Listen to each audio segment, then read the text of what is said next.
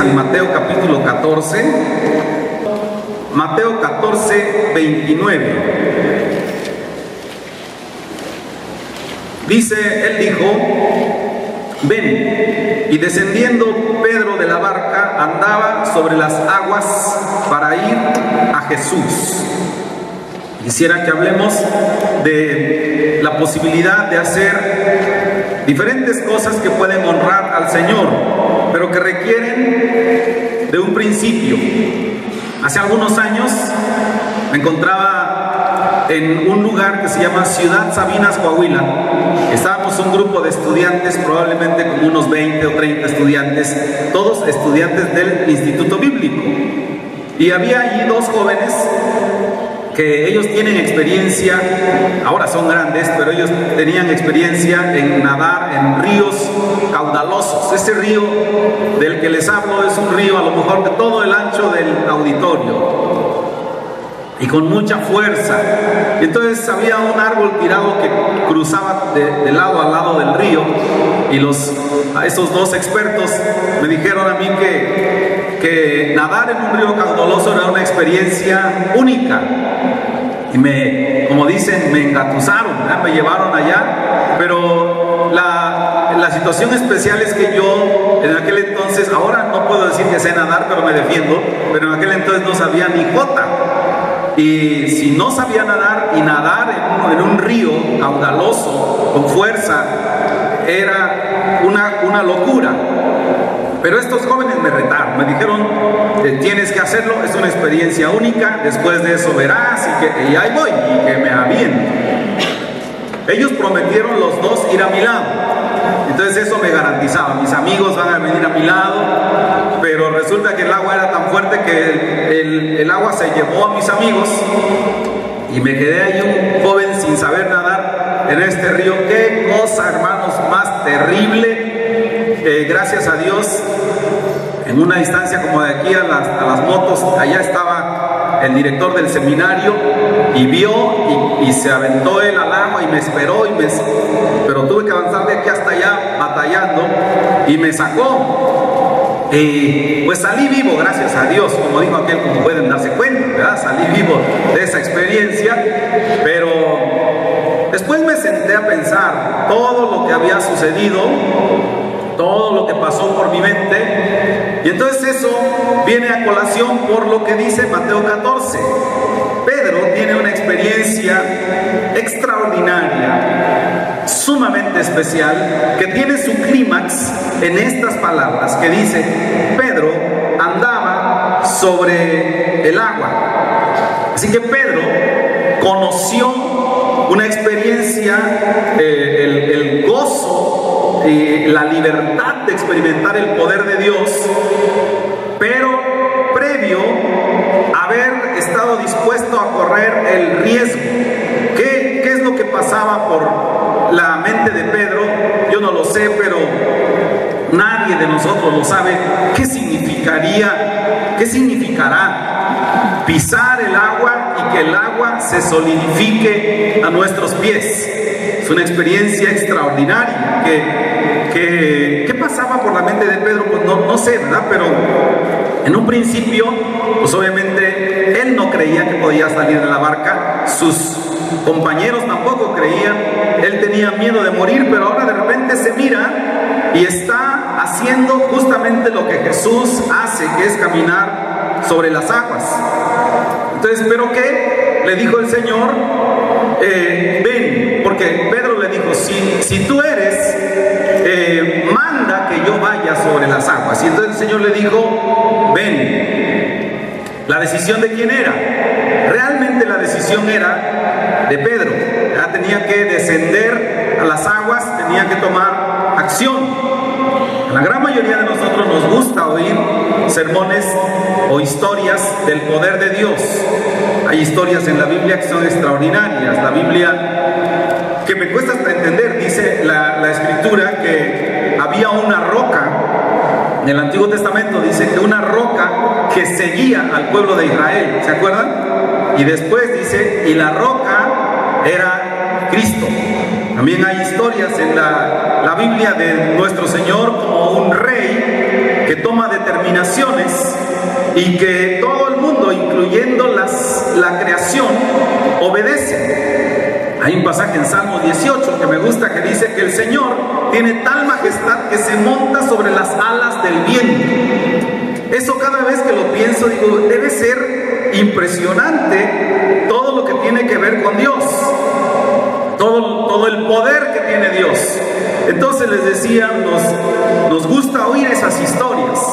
En una ocasión estaba el Señor Jesús en una barca junto con sus discípulos, y ahí había un contraste de sentimientos, porque dice la Biblia que los discípulos tenían miedo porque pensaban que se iban a morir, pero el Señor Jesús estaba durmiendo, ya tranquilo, confiado, y luego se levantó y le dijo al viento: ya, tranquilo, cálmate. Y dice la Escritura que obedeció, y los discípulos estaban asombrados y decían: ¿quién es este que el mar y el viento le obedecen? Entonces, estas historias yo las he leído desde que estaba niño.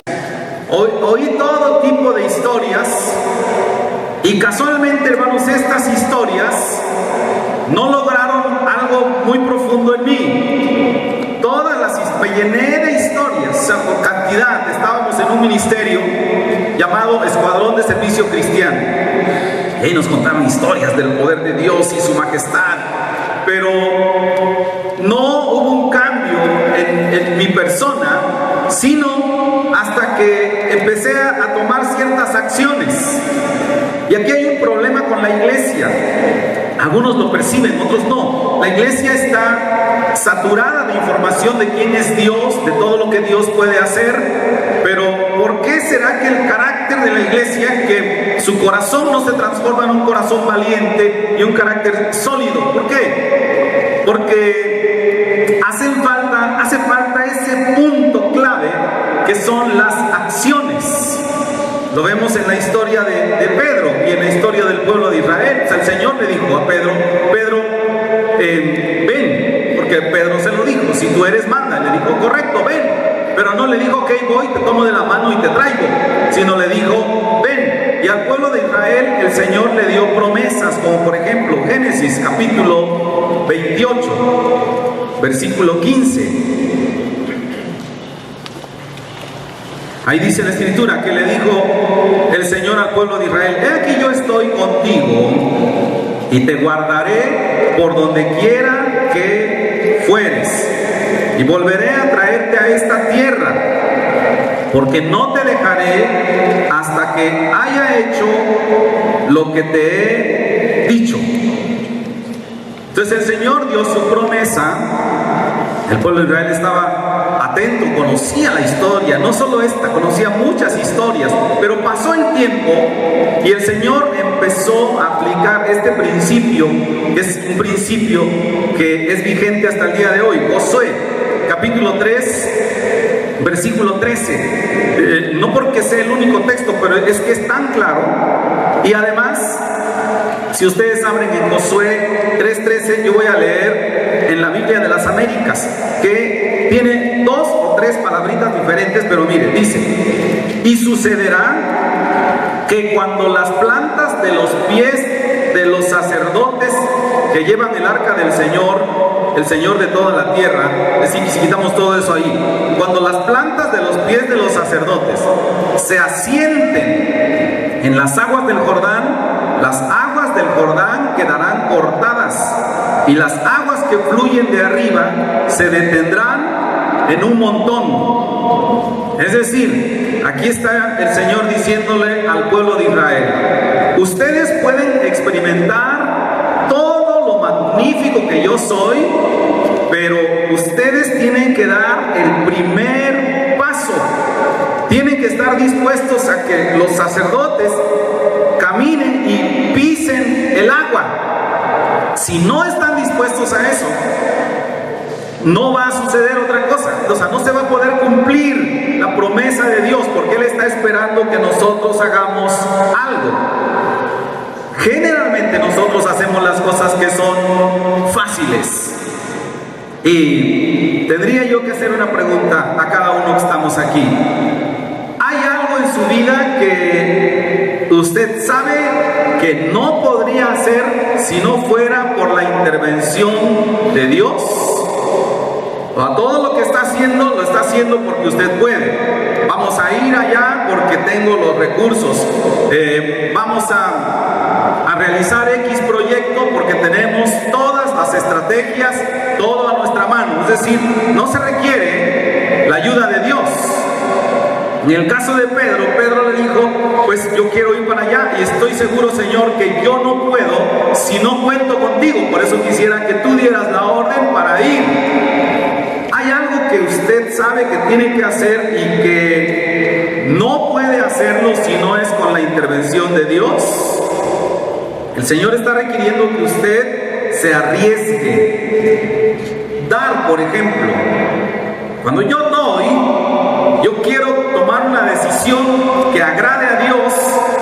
Generalmente, si nosotros revisamos nuestras finanzas, yo quisiera que usted me dijera, ¿a quién le sobra el dinero? ¿Quién de nosotros, si hace cuentas de sus recursos, podría decir, a mí me sobra tanto dinero para hacer un proyecto para Dios? Si yo me dispongo a sembrar con generosidad, si yo quiero ver la mano de Dios en esta dimensión, la dimensión de la provisión sobrenatural, yo tendré que correr el riesgo. Tengo que correr el riesgo de mojarme los pies en el ámbito financiero. Doy no porque tengo, doy porque confío. Ahora, eso no es nada fácil. ¿Quién de nosotros, cuando saca un informe de su tiempo, siente que le sobra tiempo? Para ser honesto, yo quisiera pedirle al Señor que invente días de 40 horas, porque no me da el tiempo. Siempre me he esforzado por tener en orden mi escritorio y nunca está en orden, porque me persiguen las cosas que tenemos que hacer. Muchos proyectos pendientes y generalmente tenemos que hacerlos bajo presión. ¿A quién de nosotros, una vez que hace un análisis, le sobra tiempo para decir, iré a visitar a alguien? Entre paréntesis aquí, nosotros escuchamos el deseo intenso de la hermana Nachita por venir a la iglesia el día de hoy. Yo estoy tratando de ver para allá y parece que no está, ¿o sí está? ¿No está? Alguien debe ir a verla, por si ustedes no saben, entró en una crisis de salud muy seria. Hay que hacer tiempo, pero cuando yo me dispongo a usar mi tiempo para visitar a otras personas, para ayudarles, yo no lo puedo hacer en razón de lo que me sobra. Yo tengo que hacerlo porque confío que si yo doy el primer paso, entonces Dios va a hacer que todas las cosas se aligeren. ¿De dónde va a salir el tiempo para hacerlo? Ese tiempo va a salir de una vez que usted hace el ejercicio de correr el riesgo, y entonces Dios hace que lo que le iba a tomar muchísimo más tiempo se lo reduce, pero está esperando que usted esté dispuesto.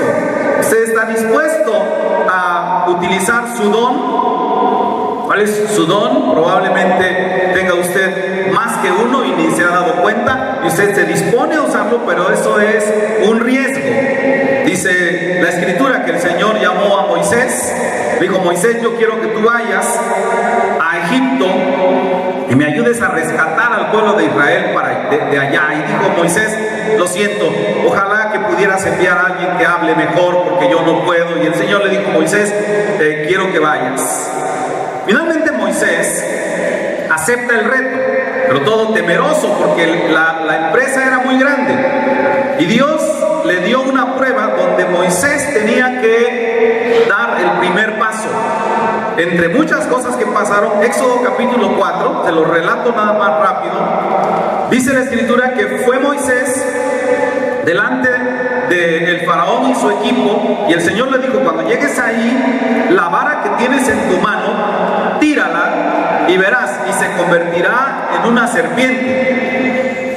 Es muy interesante porque los egipcios tenían un dios que era una serpiente, y eso era muy delicado. Así que tira la vara, se vuelve una serpiente, pero la orden de Dios fue: tómala ahora por la cola. A todos los especialistas dicen, no hay cosa peor que tomar una serpiente por la cola. Generalmente los agarran por detrás de la nuca a las serpientes para cancelar todas sus habilidades. Pero el Señor le dijo a Moisés: tómala por la cola. ¡Qué tremendo! Todavía no están pasando grandes cosas, pero le dice el Señor: hazlo. Con todo el temor, Moisés lo hace, la toma y la serpiente se vuelve un palo. A partir de allí, vamos a ver vez tras vez este principio, el principio del primer paso. ¿Ustedes se acuerdan que cuando ya salen de Egipto, el pueblo de Israel está en la orilla del Mar Rojo? Y entonces Moisés otra vez se pone a orar, ¿no? Dice: Señor, por favor, ayúdanos. Y el Señor le dijo a Moisés: Moisés, deja de orar y da el primer paso. Y cuando Moisés da el primer paso, se abren las aguas. La gran mayoría de nosotros nunca hemos querido dar este primer paso, pero el primer paso es un principio bíblico. Dice la Biblia también que había un hombre que se llamaba Naamán, el sirio.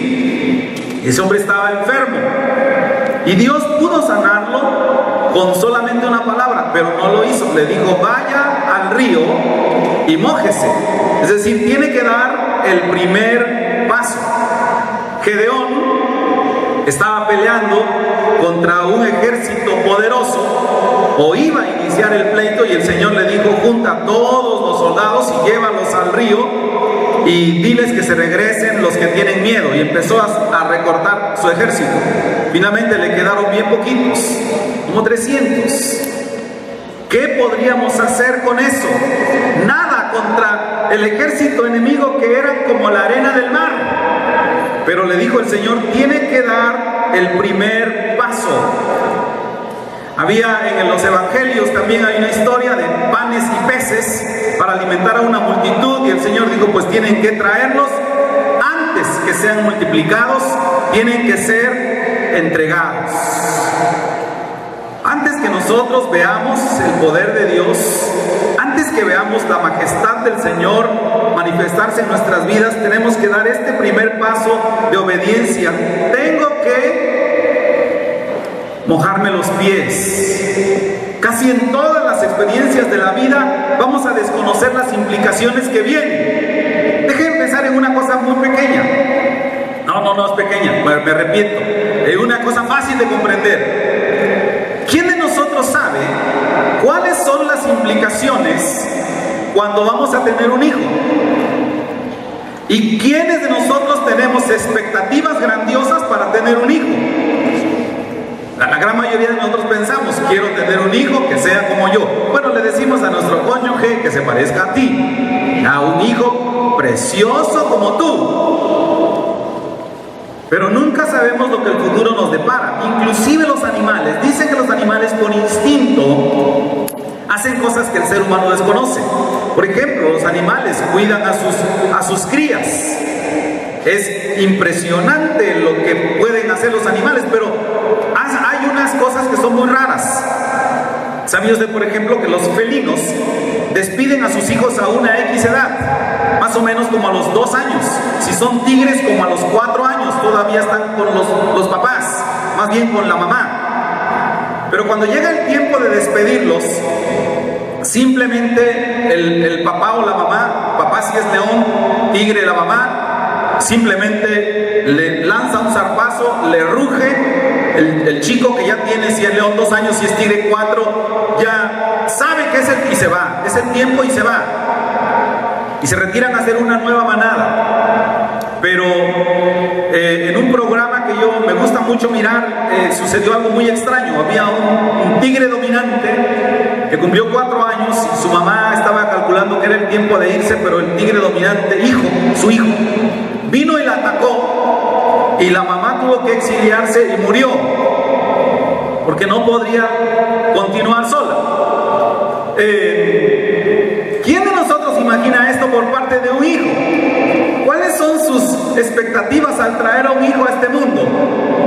¿Será un hijo bueno? ¿Me va a ayudar? ¿Va a ser presidente de la República? ¿O va a ser la siguiente Voz México? ¿O va a ser un ganador de hexatlón? Todo lo mejor piensa. Usted nunca piensa que él va a pedir dinero en las calles, ¿no es cierto? Pero ¿qué pasa? Corremos el riesgo, y corremos ese riesgo sin tener la más mínima idea de lo que vendrá, porque estamos expectantes de todo lo maravilloso que puede suceder. Nadie de nosotros conoce las implicaciones de tomar ciertas acciones, pero lo tenemos que hacer. Nos casamos esperando que todo va a pasar bonito, ¿ya? Creemos que todo va a ser extraordinario, y hasta ahí. Lo demás no sabemos. Pero le decía, la gran mayoría de nosotros hacemos únicamente aquello de lo que tenemos seguridad, solamente las cosas que podemos tener un control total. Pero las cosas que nos abren la dimensión de Dios son las cosas que requieren fe, y ahí el problema. ¿Cuánta fe, a la hora que pudiéramos hacer un recuento, cuánta fe tenemos? Y si no sabemos cuantificarla, por lo menos podríamos hablar de mucha, poca o suficiente. La experiencia de nuestras vidas nos dice siempre que tenemos poca fe. Y el enemigo siempre está insistiendo, molestándonos, haciéndonos, entre comillas, conscientes de que tenemos poca fe. Así que el creyente se pasa tiempo, yo quiero tener más fe, ¿en dónde la consigo? ¿Cómo se logra tener más fe? ¿Será a través de ayunar? ¿Será a través de comprar, de adquirir, que alguien ponga sus manos sobre mí, le pago para que ponga sus manos? ¿Se acuerdan ustedes que en el libro de los Hechos había uno que dijo, ¿cuánto te doy? Por favor, y pon tus manos para que yo tenga lo que tienes. Simón se llamaba. ¿Qué es lo que tenemos que hacer? Por la experiencia de Pedro, lo que vemos es, lo único factible para hacer es quedarnos cerca del Señor. Conozca a Dios, conozca los mecanismos, cómo Dios trabaja, porque en la medida que nosotros nos quedamos con Él, poco a poco vamos a ir aprendiendo más detalles de cuál es su metodología, y casi siempre es esto. Vea, Marcos capítulo 9, versículo 22, habla la historia de un papá que vino a solicitar ayuda de Jesús. Versículo 22. Si puedes hacer algo, le dijo a Jesús, ten misericordia de nosotros y ayúdanos. Y Jesús le dijo, si puedes creer, al que cree todo le es posible. Ay, Chihuahua. Otra vez, vamos a leer. Le respondió Jesús, dice, si puedes hacer algo, ten misericordia de nosotros y ayúdanos. La respuesta de Jesús no fue, sí puedo, confía. No, la respuesta de Jesús fue, si puedes creer, al que cree, todo le es posible. Ahí está el problema de la fe, o el asunto de la fe. Porque entonces dijo este hombre, inmediatamente el padre del muchacho clamó y dijo, creo, ayuda a mi incredulidad, o ayuda mi incredulidad. Así que venimos con el Señor con una combinación de duda y confianza. O sea, sí creo, pero quizás no lo suficiente. Y aquí está algo muy bonito que vemos en las Escrituras. Es un principio divino. ¿Cuánta fe necesito realmente para hacer las cosas que Dios quiere que haga? Necesitamos únicamente la fe para dar un solo paso. Hebreos capítulo 11 dice, sin fe es imposible agradar a Dios. Sin embargo, es esta fe que nos permite actuar en base base a ciertas cosas de las cuales tenemos confianza. Es la única donde nos movemos. Tengo fe. Ok, voy a hacer cuentas. Mi salario de esta semana son 500 pesos. Entonces yo tengo una fe para creer que podré gastar un promedio de 70 pesos cada día. Y me administro con eso. Y calculo, no puedo gastar 100 pesos un día porque estoy arruinando los siguientes días que me faltan. Y la pregunta ¿es realmente eso fe? Eso realmente es nuestra zona de confort. Y el Señor nos llama a dar un primer paso, pero fuera de la zona de confort. Mientras no esté fuera de la zona de confort, no es fe. Pero sin fe es imposible agradar a Dios. Romanos capítulo 8 dice, nosotros estamos esperando lo que no vemos, porque lo que alguno ve, ¿para qué lo espera? Es decir, eso no es fe. Tengo la confianza que mi esposa ha preparado un precioso banquete para hoy en la tarde. Lo acabo de ver. ¿Qué les gusta a ustedes? Una salsita de huevo con sus chilitos de agua y su Coca-Cola. Allá está en su refrigerador esperándolo para esta tarde. Así que tengo fe que comeré eso hoy en la tarde. Eso no es fe. Pero sin fe es imposible agradar a Dios. Hay que salir de la zona de confort. Hasta que no estemos fuera de la zona de confort, no podemos estar seguros que es fe. Nos gusta, por ejemplo, nos sentimos cómodos, mejor dicho, hablando de Dios con nuestros hermanos. Qué bonito, ¿verdad? Cuando les platicaba yo el día de ayer que nos reunimos con el hermano Beto y el hermano Puma el viernes y platicamos muy bonito, hablamos de Dios. Ninguno de nosotros se burla del otro cuando dice, pues Dios ha sido bueno, Dios es grande, Dios me protegió, Dios es poderoso, Dios.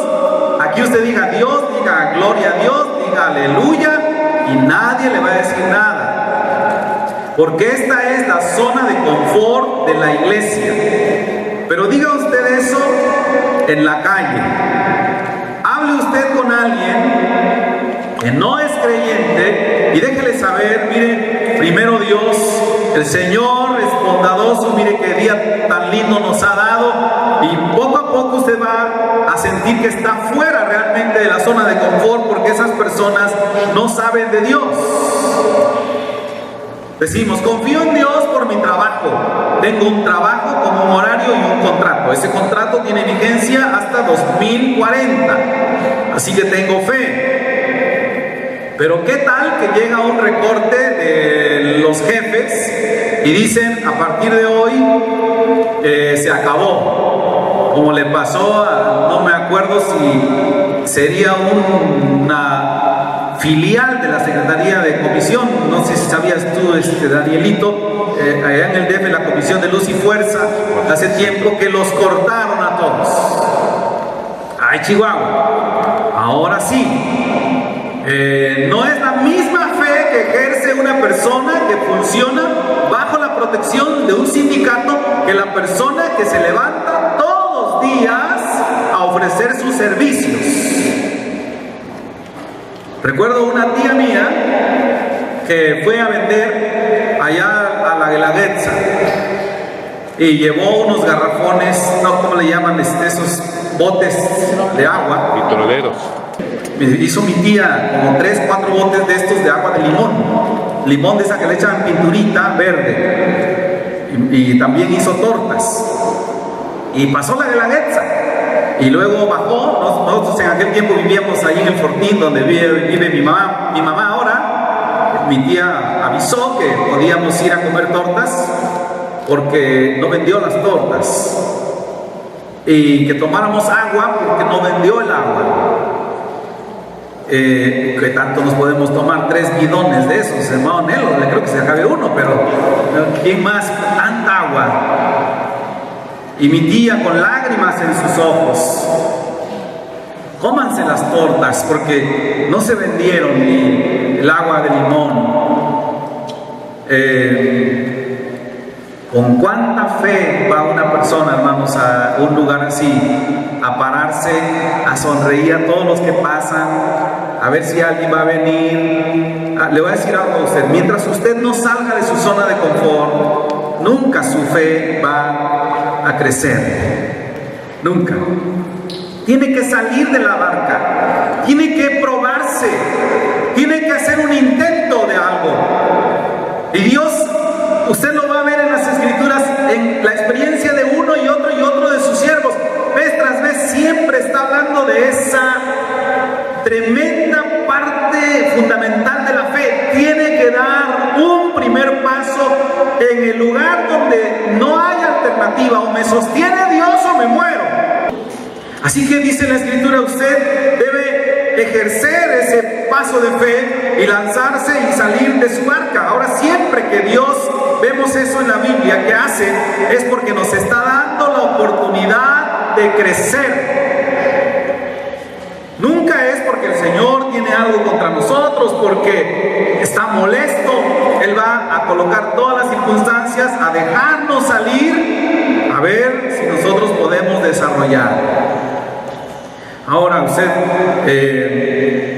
tiene que discernir ciertas circunstancias por las cuales Dios le está indicando que salga de su barca. Una de estas puede ser el miedo, porque la gran mayoría de nosotros tenemos miedo, o temor, pero el temor no es algo que debería permear en la vida del creyente. ¿Qué es lo que tengo que hacer?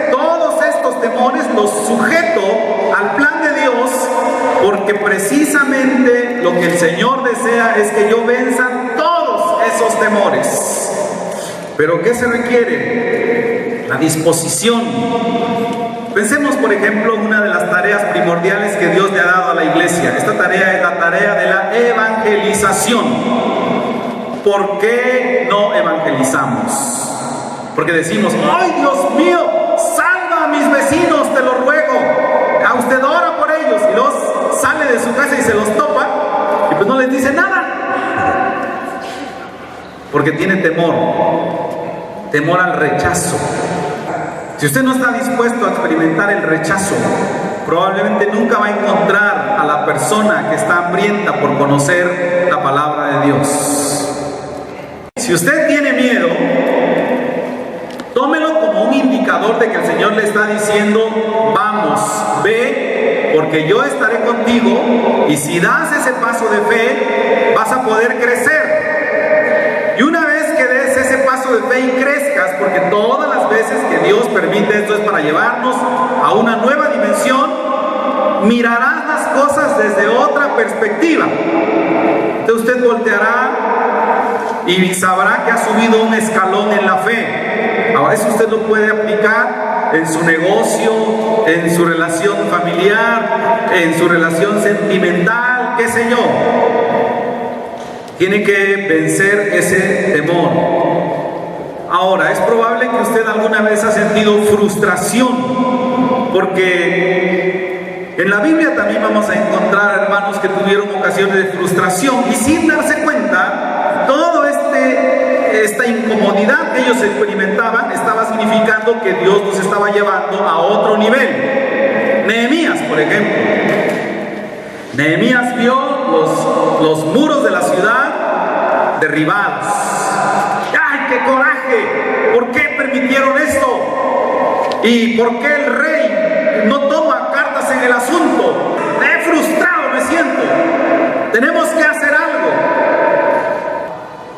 Entonces Nehemías lo que hizo fue, ¿saben qué? Pues vamos, hay que presentar un programa de trabajo y hagamos, y se animó. ¿Qué fue lo que pasó? Nehemías tuvo que dar un primer paso, pero porque Dios empezó incomodándolo por medio de la frustración. Entonces cuando usted está mirando sus circunstancias, sean otra vez las de su trabajo, las de su matrimonio, las de su negocio, las de sus abuelos, sus padres, de qué sé yo, una frustración terrible, es un llamado silencioso precioso de Dios para que usted salga de su comodidad y dé un primer paso.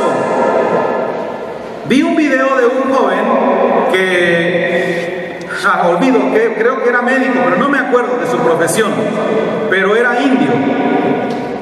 Y él vino a estudiar a Inglaterra, parece, o a un país fuera de India.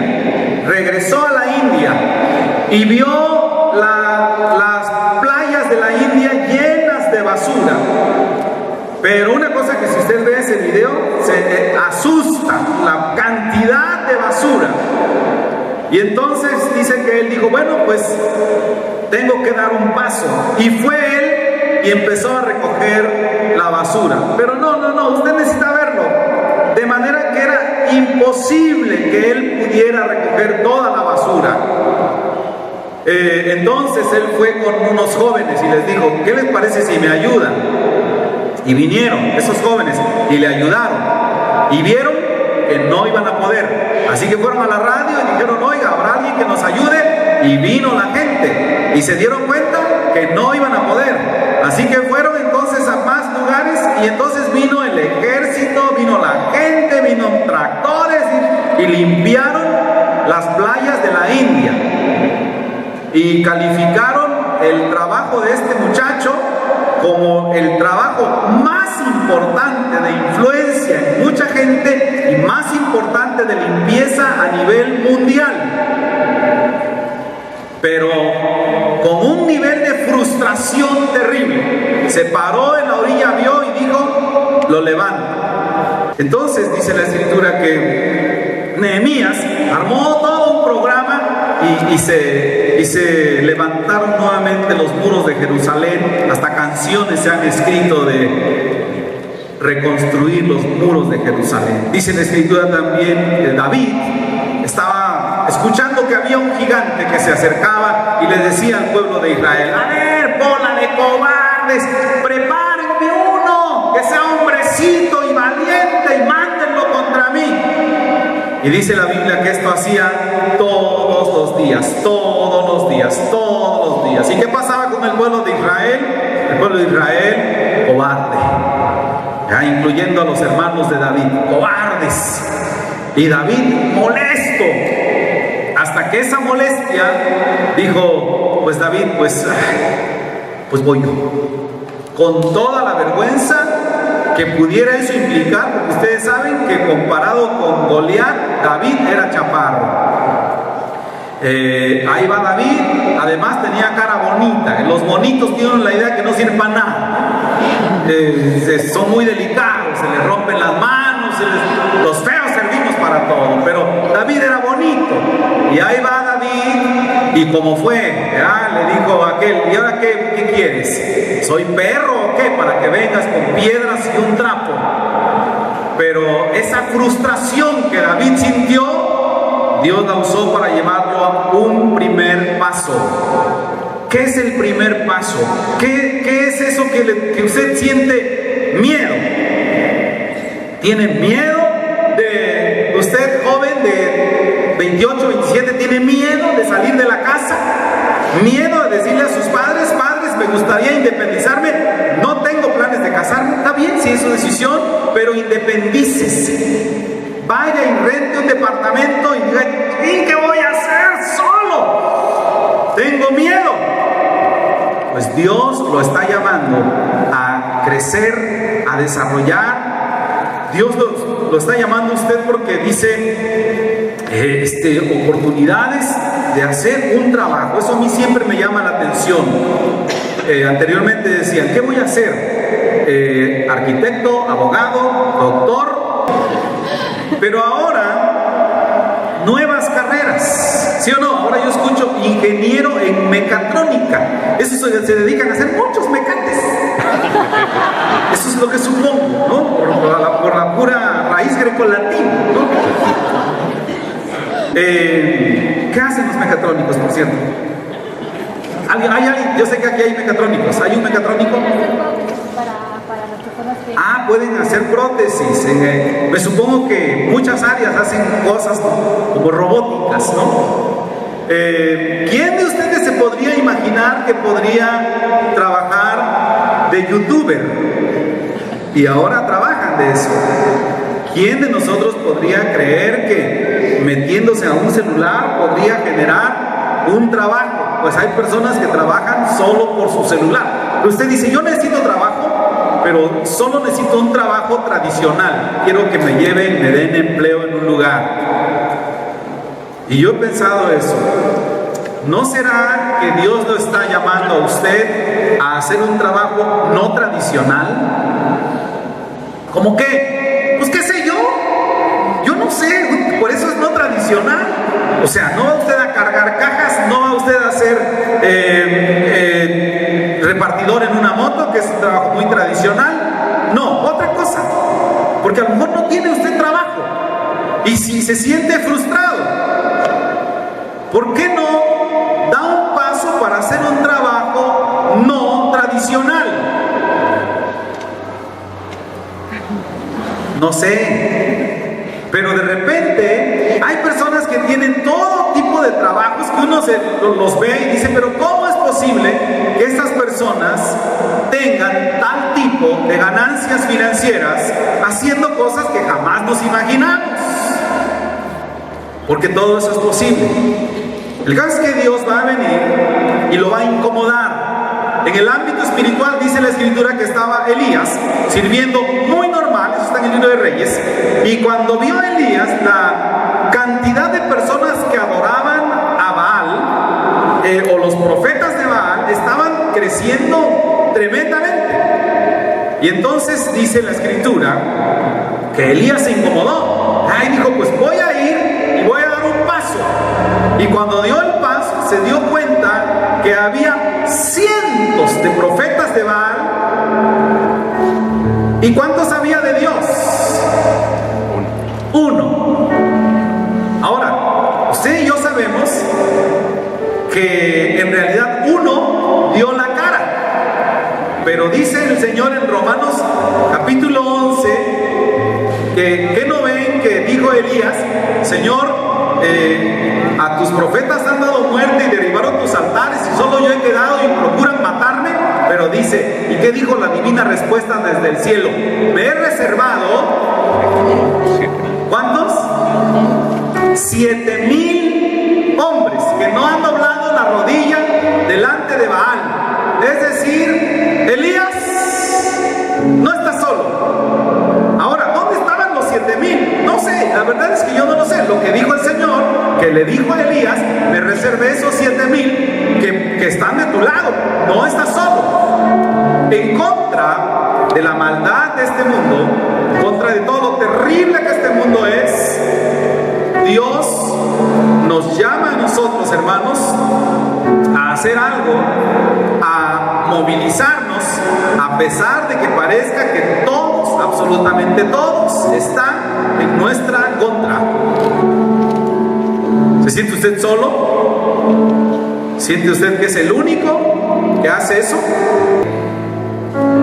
Y la pregunta es, ¿y si Dios está esperando que sea usted o usted o usted quien dé el primer paso para ese proyecto que tiene de alguna manera por ahí guardado para bendición de muchos?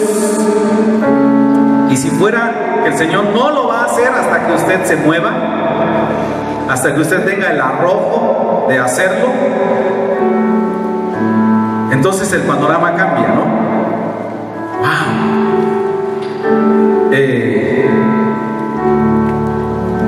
¿Cuántas personas se perderían si yo no obedeciera ese llamado de Dios? Si yo sigo con este miedo de hacer algo, de predicar su palabra, de iniciar un negocio. O usted joven, pues para los jóvenes, el tema que a los jóvenes les encanta es el romance. Está orando por la hermana ya está saturada de oración. La hermana lo mira y le hace así, y usted, ay Padre Santísimo, esa mirada diabólica que me echa la hermana. ¿Saben qué tiene que hacer, joven? sacudas el miedo y dígale.